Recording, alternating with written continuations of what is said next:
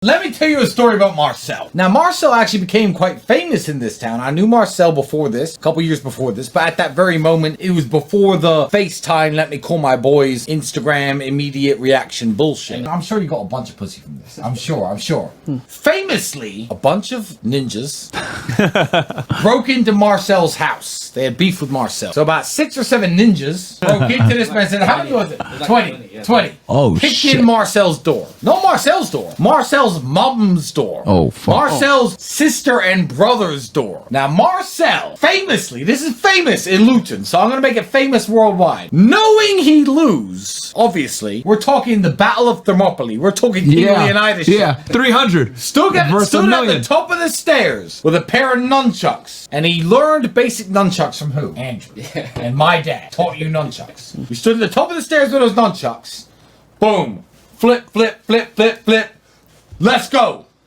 Come upstairs. Let's go. No. They smashed his TV. They smashed his radio downstairs. They smashed his doors and windows downstairs. These 20 or 30 ninjas, right? And Marcel stood there. If you come upstairs, you're dead. Now, man to man, we know that now it's been 15 years. I'll tell all you ninjas listening right now. You would have beat him. You would have beat him. There were 20 of you.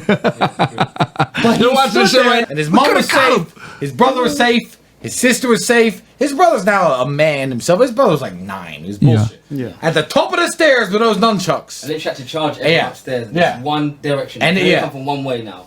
Thermopylae. Let's go. Yeah. And they fucking left without going up the stairs. Wow. Now. That was legendary Luton That G was shit. legend. That was. Bro, everyone was talking about it for a year. This is mythology where I'm from. This is mythology.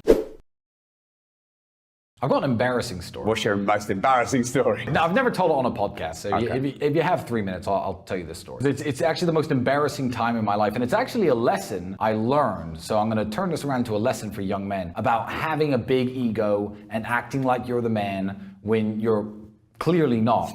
And long story short, I was here in Bucharest about 6 or 7 years ago. I just moved here, and a friend of mine came to visit from New York City.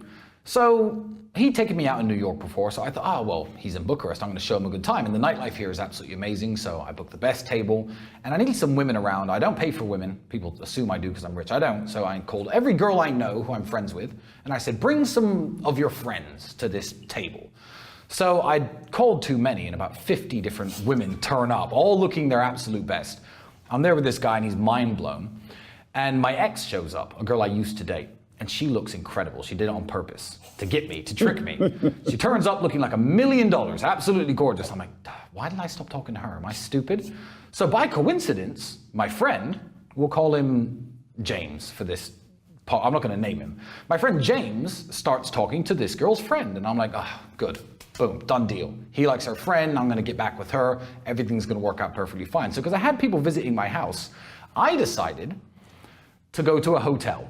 To get a hotel room for me and my girlfriend, my ex-girlfriend, and a hotel room for them too, and we'd stay there tonight and get back to my house in the morning. So here's where, you know the Bible said, pride cometh before the fall. So I thought I was the man. I turn up at this hotel, beautiful woman on my arm. And the guy, I mean, a little bit rude, gives me this piece of paper for tourists to fill out. It's some English language piece of paper for the government to measure tourism information. I was like, bro, I live here. I speak your language. I live here. I don't need to fill that out. I'm not a tourist. He goes, do you have a Romanian passport? I said, no. He goes, you have to fill it in. I said, bro, just give me the rooms. Here's the money. Let's go. No.